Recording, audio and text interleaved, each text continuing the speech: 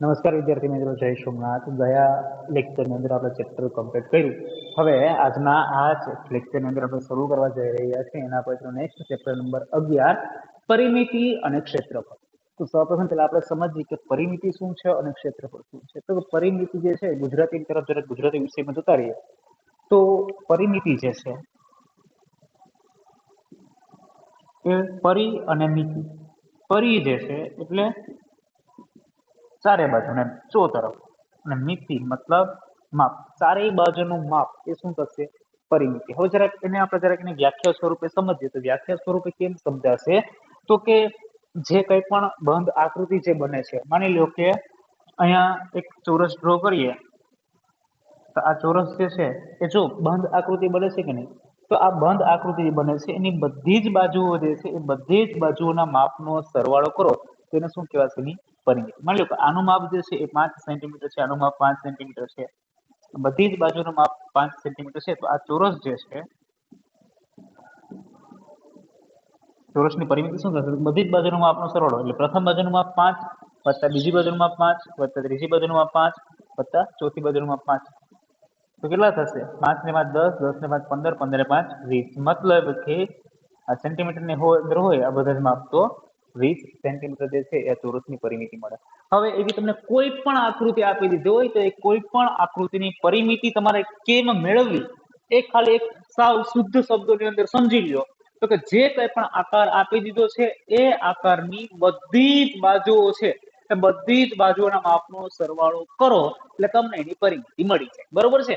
તો આપણે ચોરસ માટે, લંબચોરસ માટે, નિયમિત બહુકોણ માટે આ બધા જ આકારો જે છે એની પરિમિતિ શોધવાના સૂત્રો આજે શીખવાના છે. પેલા સૌપ્રથમ પરિમિતિ શું છે એ વ્યાખ્યા દ્વારા જરા સમજી લઈએ. તો કે પરિમિતિ એટલે શું? તો કે બંધ રેખાખંડોથી બનેલી ભૌમિતિક આકૃતિની બધી જ બાજુના માપનો સરવાળો એટલે પરિમિતિ. વ્યાખ્યા જરા વ્યવસ્થિત સમજી લેજો કે બંધ રેખાખંડોથી, રેખાખંડ બધા કેવા હોવા જોઈએ? કે બંધ. બધા રેખાખંડો છે રેખાખંડોને બંધ જે કોઈ પણ આકૃતિ બને છે, પછી ચોરસ હોય, ત્રિકોણ હોય, લંબચોરસ હોય, કોઈ પણ હોય, એની પરિમિતિ એટલે શું? તો કે જે ભૌમિતિક આકૃતિ જે બને છે કે જેની અંદર બંધ રેખાખંડો હશે, એટલે કે બંધ રેખાખંડોથી બનેલી જે ભૌમિતિક આકૃતિ જે છે એ આકૃતિની બધી જ બાજુના માપનો સરવાળો કરી લ્યો એટલે તમને એની પરિમિતિ જે છે એ મળી જશે. એના પછી છે ક્ષેત્રફળ. તો ક્ષેત્રફળ એટલે શું? તો ક્ષેત્રફળ વિશે જરા સમજી લઈએ. તો કે આકૃતિ જે છે એ સપાટી ઉપર જે જગ્યા રોકેલી છે એને શું કહેવાશે? એનું ક્ષેત્રફળ કહેવાશે. માની લો કે આ માર્કર જે છે, માર્કરને હું આ બોર્ડ ઉપર આવી રીતે રાખી દઉં તો આ માર્કર કેટલું ક્ષેત્રફળ, મતલબ કેટલી જે જગ્યા રોકે છે એ શું થશે? એનું ક્ષેત્રફળ. આ બોર્ડ જે છે એ બોર્ડ જે દિવાલ ઉપર જે લગાડેલો છે, તો એ બોર્ડ એ દિવાલ ઉપર જેટલું જગ્યા રોકેલી છે એ શું થશે? એનું ક્ષેત્રફળ થશે. એટલે બે વ્યાખ્યાઓ જે છે જરા ફરી પાછું જરા રિવાઇન્ડ કરી લઈએ. શું પરિમિતિ એટલે શું? તો કે બંધ રેખાખંડોથી બનેલી જે ભૌમિતિક આકૃતિ છે અને બધી જ બાજુના માપનો સરવાળો એ શું થશે? એની પરિમિતિ. અને ક્ષેત્રફળ કોને કહેવાશે?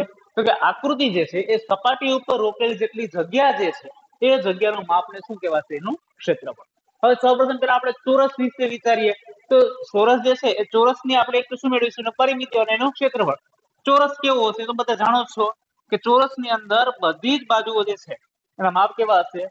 સમાન હશે. તો સૌપ્રથમ પહેલા આનું આપણે એક સૂત્ર મેળવીએ.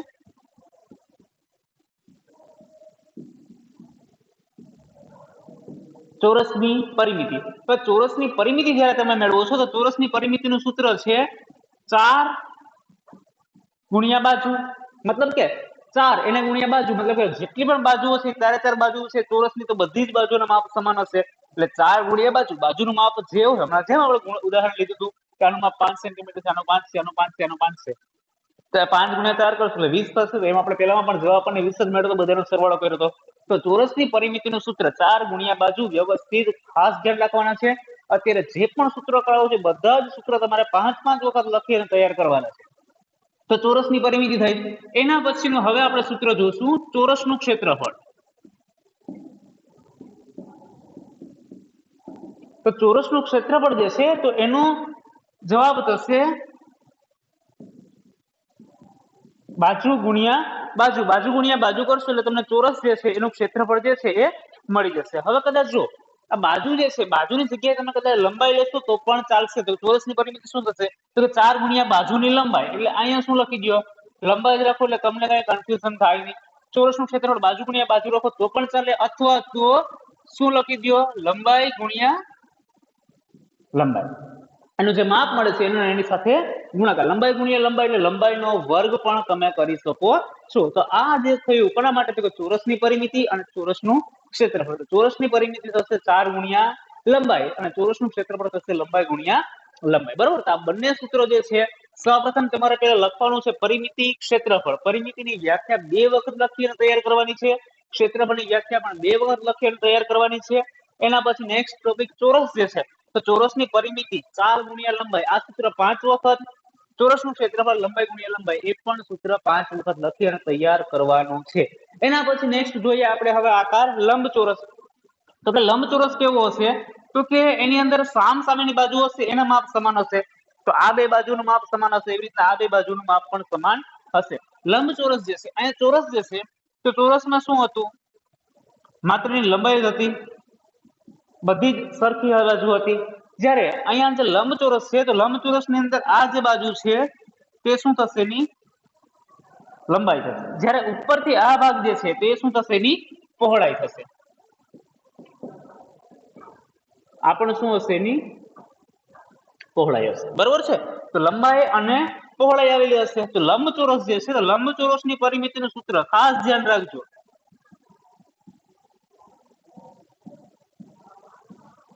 લંબચોરસની પરિમિતિ 2 વખત લંબાઈ છે, 2 વખત પહોળાઈ છે. એટલે આનું સૂત્ર થશે 2 કૌંસમાં લંબાઈ વત્તા પહોળાઈ. આ સૂત્ર ખાસ ધ્યાન રાખજો. લંબાઈ વત્તા પહોળાઈ કરશો તો પણ તમને લંબચોરસની પરિમિતિ મળી જશે. એનું સૂત્ર શું થશે? તો લંબચોરસની પરિમિતિ 2 વખત લંબાઈ છે, 2 વખત પહોળાઈ છે. એટલે લંબાઈ વત્તા પહોળાઈ કેટલી વખત? 2 વખત. એટલે 2 સાથે એને ગુણી દેવાના. એટલે લંબચોરસની પરિમિતિનું સૂત્ર થશે 2 કૌંસમાં લંબાઈ વત્તા પહોળાઈ. હવે એવી જ રીતે આપણે મેળવવાનું છે કે લંબચોરસનું ક્ષેત્રફળ.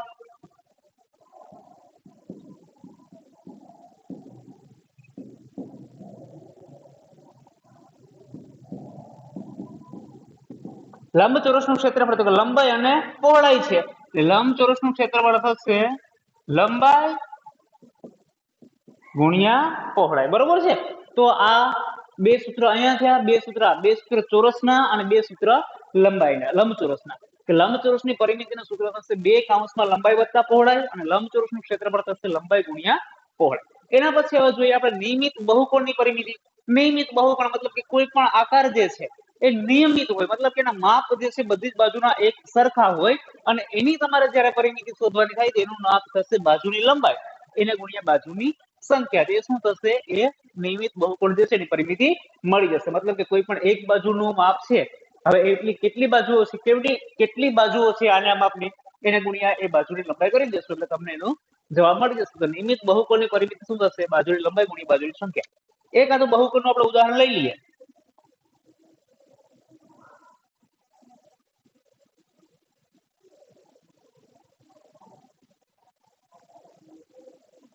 માની લો કે આ કોઈ એક બહુકોણ છે તો આની અંદર બાજુઓ કેટલી છે? તો 1 2 3 4 5 6 7 અને 8. 8 બાજુઓ છે. એમ કે બધી જ બાજુનું માપ 5 સેન્ટીમીટર છે. તો આનો જવાબ શું થશે? કે 5 સેન્ટીમીટર માપ અને બાજુની સંખ્યા 8 એટલે 8 પંજા 40. મતલબ કે આ બહુકોણ જે છે તો બહુકોણની પરિમિતિ શું થશે? 40 સેન્ટીમીટર. બરોબર. તો આ નિયમિત બહુકોણ જે છે એની પરિમિતિ તો જેટલી બાજુઓ છે એ બધી જ બાજુઓની સંખ્યા અને એની લંબાઈ જે છે એ લંબાઈ ગુણ્યા બાજુની સંખ્યા કરશો એટલે તમને નિયમિત મતલબ કે બધી જ બાજુના માપ એક સરખા હોવા જોઈએ. આડા અવળા મતલબ કે એકનું માપ 3 હોય ને એકનું માપ 4 સેન્ટીમીટર હોય એવું હોવું જોઈએ નહીં. બધી 5 સેન્ટીમીટર તો બધી જ બાજુના માપ 5 સેન્ટીમીટર, બધાના માપ 6 સેન્ટીમીટર તો બધાના માપ 6 સેન્ટીમીટર જ હોવા જોઈએ. તો આ આપણે શીખ્યા. આજે 5 સૂત્ર જે છે એ 5 સૂત્ર તમારે 5 વખત લખવાના છે. કયા 5 સૂત્ર? તો કે બે સૂત્રો તો અહીંયા થયા, ચોરસની પરિમિતિ અને ચોરસનું ક્ષેત્રફળ. એના પછીના બે સૂત્ર જે છે એ અહીંયા થયા, લંબચોરસની પરિમિતિ અને લંબચોરસનું ક્ષેત્રફળ. અને પાંચમું સૂત્ર જે છે એ અહીંયા થયું, નિયમિત બહુકોણની પરિમિતિ બાજુની લંબાઈ ગુણ્યા બાજુની સંખ્યા. એના પછી અમુક જે એકમો જે છે વ્યવહારિક રીતે બધામાં ઉપયોગમાં આવતા હોય તો એકમો તમારે ફરજિયાત યાદ રાખવાના છે. 1 મીટર એટલે આપણે બધા જાણીએ છીએ કેટલા? 100 સેન્ટીમીટર. 1 મીટર વર્ગ જો આની જગ્યાએ એનો વર્ગ કરી દો એટલે જવાબ મળી જશે 1 નો વર્ગ 1 મીટર નો વર્ગ એટલે મીટર વર્ગ 100 નો વર્ગ 10,000 થશે અને સેન્ટીમીટર નો વર્ગ એટલે 1 મીટર બરાબર 100 સેન્ટીમીટર 1 મીટર વર્ગ બરાબર 10,000 સેન્ટીમીટર વર્ગ 1 સેન્ટીમીટર વર્ગ બરાબર 100 મિલીમીટર વર્ગ બરોબર હવે આપણે સ્કેલ ની અંદર જોતા હોય તો ખબર છે પેલા 0 થી 1 સુધી હશે એની અંદર વચ્ચે પાછા ઝીણા ઝીણા 10 કાપા હશે એક કાપો એટલે 1 મિલીમીટર નું અંતર થાય તો 1 સેન્ટીમીટર સ્ક્વેર બરાબર 100 મિલીમીટર સ્ક્વેર અને 1 હેક્ટર બરાબર 10,000 મીટર સ્ક્વેર તો અહીંયા સુધી આપણે જે છે સૌપ્રથમ પહેલા શું તો કે પરિમિતિ અને ક્ષેત્રફળ જે છે એનો બેઝિક પહેલા ખ્યાલ મેળવવા કે શું કરવાનું છે તો એની અંદર ક્ષેત્રફળ એની પરિમિતિ એ બધી જ વસ્તુ આપણે આ ચેપ્ટરની અંદર શીખવાની છે પરિમિતિ કોને કહેવાશે તો ભૌમિતિક જે બંધ આકૃતિ છે એની બધી જ બાજુના માપનો સરવાળો એ શું થશે એની પરિમિતિ ક્ષેત્રફળ શું થશે તો કે એ જે આકાર જે છે એને સપાટી ઉપર જેટલી જગ્યા રોકેલી છે એ શું થશે એનું ક્ષેત્રફળ પછી આપણે ચોરસના ક્ષેત્રફળ અને ચોરસની પરિમિતિનું સૂત્ર જોયા લંબચોરસનું ક્ષેત્રફળ અને પરિમિતિનું સૂત્ર જોયા નિયમિત બહુકોણની પરિમિતિનું સૂત્ર જોયા અને અમુક જે માપ જે છે એને આપણે ચર્ચા કરી તો હવે આપણે જરાક ચેપ્ટરને આગળ ચલાવીએ તો હવે એના પછી નેક્સ્ટ આપણે સ્વાધ્યાય 11.1 જે છે એના આપણે દાખલા જોઈએ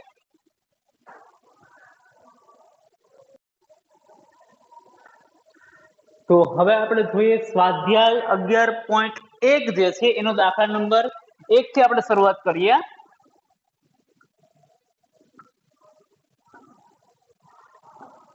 તો દાખલા નંબર 1 ની રકમ શું કહી છે જરા ટેક્સ્ટ બુક ની અંદર જોજો કે જમીનના લંબચોરસ ભાગની લંબાઈ અને પહોળાઈ તમને આપી દીધી છે અનુક્રમે 500 મીટર અને 300 મીટર છે મતલબ કે લંબચોરસ ભાગની લંબાઈ અને પહોળાઈ આપી દીધી છે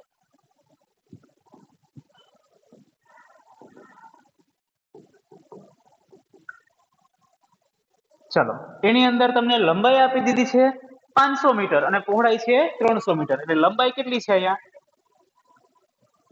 500 મીટર પહોળાઈ કેટલી છે તો કે 300 મીટર હવે તમને શું કીધું છે પેલું કે તેનું ક્ષેત્રફળ શોધવાનું છે ચાલો તો શરૂઆત કરીએ પહેલા જ દાખલાથી કે લંબચોરસ ભાગનું ક્ષેત્રફળ લંબચોરસ જમીન કીધી છે એટલે લંબચોરસ જમીનનું ક્ષેત્રફળ લંબચોરસનું ક્ષેત્રફળ હમણાં જ આપણે જોયા છે શું છે તો લંબાઈ એને ગુણ્યા પહોળાઈ લંબાઈ કેટલી છે અહીંયા તો કે 500 મીટર પહોળાઈ કેટલી છે 300 મીટર ગુણાકાર કરો એટલે 5 તેરી ને 15 અને 2 0 એટલે 2 0 એટલે 4 0 એટલે આનો જવાબ થશે આપણને 1,50,000 તો આ લંબચોરસ જમીનનું ક્ષેત્રફળ આપણને મળે છે 1,50,000 એકમ મીટર ની અંદર છે તો એકમ ખાસ લખજો એકમ નહીં લખશો એટલે તમારો અડધો માર્ક્સ કટ થશે એકમનો અડધો માર્ક્સ થશે એટલે આ એકમ જે છે જો મીટર હશે તો ક્ષેત્રફળની અંદર શું આવશે મીટર સ્ક્વેર બરોબર છે આ વસ્તુ ખાસ ધ્યાન રાખજો એટલે આ તમારો પહેલાનો જવાબ થયો બીજો દાખલો તમને એની અંદર શું કીધું છે કે 1 મીટર સ્ક્વેર જમીનની કિંમત રૂપિયા 10,000 હોય તો તેની કિંમત આપણે શોધવાની છે તો બીજો દાખલો જે છે એ જરાક વ્યવસ્થિત જોજો કે 1 મીટર સ્ક્વેર જમીનની કિંમત બરાબર રૂપિયા 10,000 તો અહીંયા કેટલી છે આપણી પાસે કે 1,50,000 છે તો 1,50,000 મીટર સ્ક્વેર જમીનની કિંમત બરાબર કેટલી તો સીધી ત્રિરાશી મૂકીએ એટલે અહીંયા થશે 1,50,000 બરોબર એને ગુણ્યા કેટલા થશે અહીંયા 10,000 અને છેદમાં તો 1 ન લખો તો પણ ચાલે ચલો 1,50,000 ગુણ્યા 10,000 કરીએ તો પેલા 15 એકુ 15 ગુણાકાર કરતા શીખવાડે અહીંયા 4 આંકડા 4 શૂન્ય છે એટલે પેલા 4 શૂન્ય તે જ રીતે અહીંયા પણ 4 શૂન્ય છે ફરી પાછા 4 શૂન્ય તો આ જે મળે છે આપણને એ શું મળે છે તો કે એ 1,50,000 મીટર સ્ક્વેર જમીન જે છે એ જમીનની આપણને કિંમત મળી ગઈ છે બરોબર અને એ કિંમત જે છે એ કેટલી મળી છે તો કે એ અહીંયા જરાક જોઈ લઈએ એકમ દશક 100,000 10,000 લાખ 10 લાખ કરોડ 10 કરોડ અબજ 1,50,000,000 લાખ રૂપિયા જે છે એની કિંમત થશે તો આ જે મળે છે એ શું મળે છે તો કે જમીનની કિંમત જે છે એ તમને મળે છે તો આ જરાક વ્યવસ્થિત રીતે પાછો પહેલો દાખલો સમજી લઈએ પહેલા દાખલાની અંદર તમને શું કીધું છે એક જમીન છે કેવા આકારની તો કે લંબચોરસ આકારની હવે આની અંદર એની લંબાઈ આપી દીધી છે એની પહોળાઈ આપી દીધી છે લંબાઈ આપી દીધી છે 500 મીટર પહોળાઈ આપી દીધી છે 300 મીટર. માની લો કે આ બોર્ડ છે એ જ એક જમીનનો ટુકડો છે, જેની લંબાઈ જે છે એ કેટલી છે 500 મીટર, એની પહોળાઈ જે છે એ કેટલી છે 300 મીટર. એનું ક્ષેત્રફળ શોધવું તો શું થશે? તો લંબાઈ એને ગુણ્યા પહોળાઈ, તમને એનું ક્ષેત્રફળ મળી જશે. પછી 1 મીટર સ્ક્વેર નો ભાવ આપી દીધો કે 10,000 રૂપિયા. તો આપણી પાસે જે મળે છે 1,50,000 મીટર સ્ક્વેર નો ભાવ શું થાય એ તમારે મેળવવાના છે.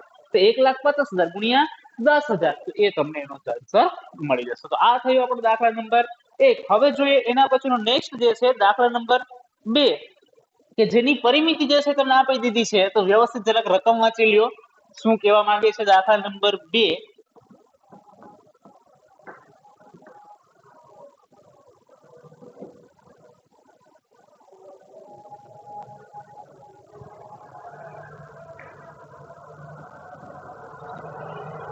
દાખલા નંબર 2 ની અંદર જોઈએ કે જેની પરિમિતિ 320 મીટર છે તેવા ચોરસ ભાગનું ક્ષેત્રફળ તમારે શોધવાનું છે.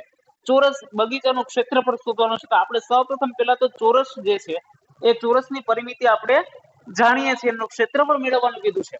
તો સૌપ્રથમ પહેલા તો જો આપણે તો શું કીધું, ક્ષેત્રફળ મેળવવાનું કીધું છે. બગીચો કેવો છે? ચોરસ, મતલબ કે ચોરસનું ક્ષેત્રફળ મેળવીએ. ચોરસના ક્ષેત્રફળનું સૂત્રમાં આપણે જાણીએ છીએ લંબાઈ ગુણ્યા લંબાઈ. તમને માહિતી શું આપી દીધી છે કે એની પરિમિતિ આપણે આપી દીધી છે, એટલે કે ચોરસ ભાગની પરિમિતિ આપણને આપી દીધી છે.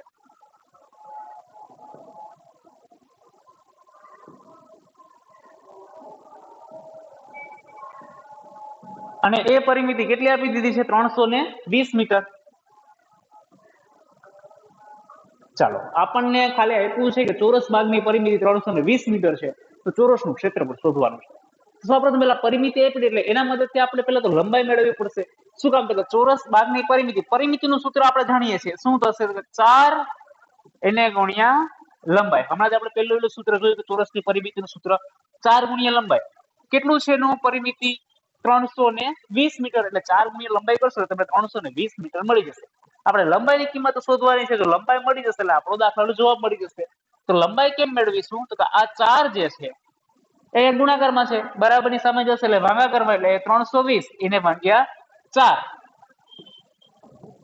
તો લંબાઈ બરાબર 320 ભાગ્યા 4 કરો એટલે તમને જવાબ મળશે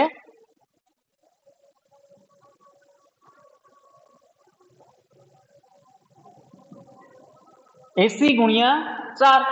કારણ કે 8 ચોક 32, પાછળ 0. અથવા તો એમ તમને કદાચ ખ્યાલ ન પડે તો શું કરી લેવાનું કે 320 એને ભાગ્યા 4 કરી લેવાના.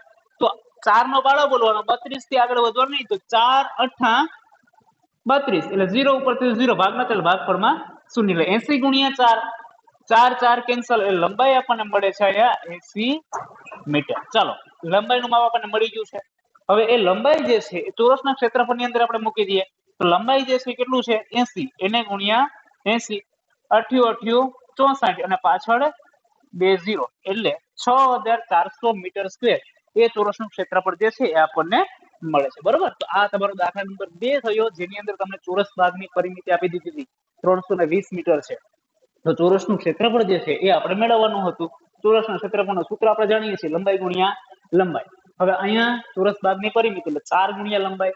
તો 4 અહીંયા ક્યાં જશે? છેદમાં જશે. છેદ ઉડાડો કે 80 ચોક 320, 4 4 ઉડી જશે એટલે લંબાઈ મળશે 80 મીટર. તો ચોરસનું ક્ષેત્રફળ શું થશે? લંબાઈ ગુણ્યા લંબાઈ એટલે 80 ગુણ્યા 80 એટલે 6400 મીટર સ્ક્વેર એ તમને જમીનનું ક્ષેત્રફળ જે છે, સોરી ચોરસ ભાગ જે છે એનું ક્ષેત્રફળ તમને મળી જશે. હવે એના પછીનું જે છે દાખલા નંબર 3 જે છે એ જરાક જોઈ લઈએ.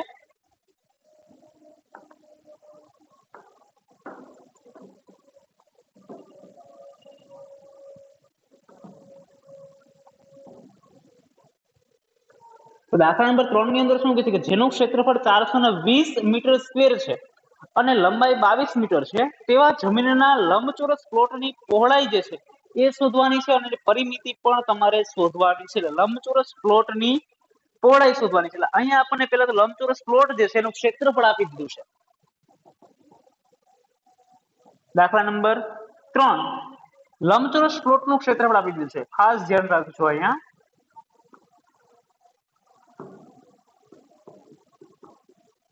અને એક ક્ષેત્રફળ આપી દીધું છે 440 મીટર સ્ક્વેર. ચાલો હવે તમને શું કીધું છે, એક તો એની પહોળાઈ શોધવાની છે અને એને શું શોધવાનું છે, પરિમિતિ. હવે પહોળાઈ કેમ શોધશું, તો લંબચોરસનું ક્ષેત્રફળનું સૂત્ર આપણે જાણીએ છીએ. શું? લંબાઈ એને ગુણ્યા પહોળાઈ, અને એ કેટલું છે, 440 મીટર સ્ક્વેર. હવે એની અંદર તમને લંબાઈ આપી દીધી છે, કેટલી છે, 22 મીટર. લંબાઈ કેટલી આપી દીધી છે, 22 મીટર. બરોબર. અને શોધવાનું શું છે, પહોળાઈ જે છે એ તમારે શોધવાની છે. લંબાઈની જગ્યાએ કિંમત મૂકી દો, એટલે 22 મીટર એને ગુણ્યા પહોળાઈ કરો, અને એ જવાબ તમને આપી દીધો, કેટલો આપ્યો, 440. તો પહોળાઈ મેળવવાની છે, તો પહોળાઈ બરાબર થશે 440. 22 ગુણાકારમાં 60 હશે એટલે ભાગાકારમાં. તો અહીંયા શું થશે, તો 44, 440 છે એને ભાગ્યા કેટલા કરશું, 22. તો 22 દુ 44, એટલે 0 ઉપરથી ઉતારે 0, ભાગ ન ચાલે, ભાગફળમાં શું છે, એટલે 22 ગુણ્યા 20 કરશો તો 440 થશે. 22 કેન્સલ, એટલે તમને એક વસ્તુ જેની મેળવવાની કીધી છે પહોળાઈ, એ પહોળાઈ તમને મળી ગઈ છે. કેટલી મળી છે, 20 મીટર. ચાલો, એક પહોળાઈ મળી ગઈ છે. હવે શું કીધું છે કે એની પરિમિતિ શોધવાની છે, માટે હવે આપણે આની પરિમિતિ શોધીશું.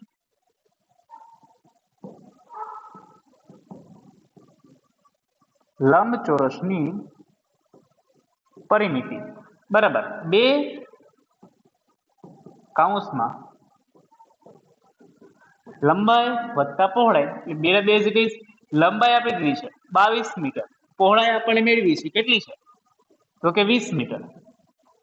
22 વત્તા 20 એટલે એ થશે 42. 42 ગુણ્યા 2 તો 2 દુ 4 અને 4 દુ 8, એટલે 84 મીટર જે છે એ તમને એની લંબચોરસ ભાગ જે છે એનું ક્ષેત્રફળ, સોરી, એની પરિમિતિ જે છે એ તમને મળી જશે. તો આમ આપણને પ્લોટની પહોળાઈ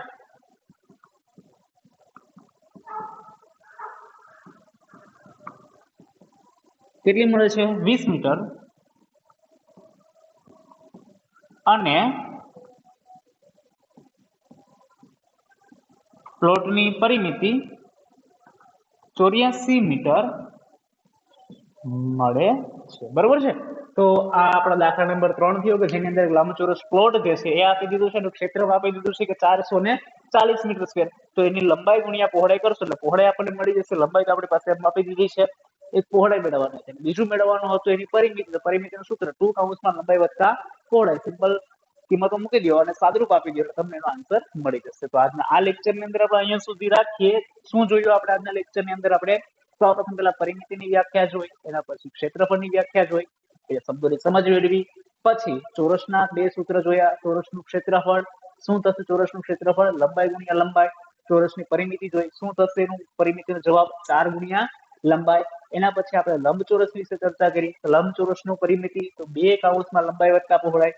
એનું ક્ષેત્રફળ જોયું, લંબાઈ ગુણ્યા પહોળાઈ. નિયમિત બહુકોણ જે છે એની પરિમિતિ જોઈ, કે એની બાજુની લંબાઈ એને ગુણ્યા બાજુની સંખ્યા. એના પછી આપણે એકમો જે હતા કે 1 મીટર સ્ક્વેર બરાબર કેટલા સેન્ટીમીટર સ્ક્વેર, આ બધી જ બાબતોની આપણે ચર્ચા કરી.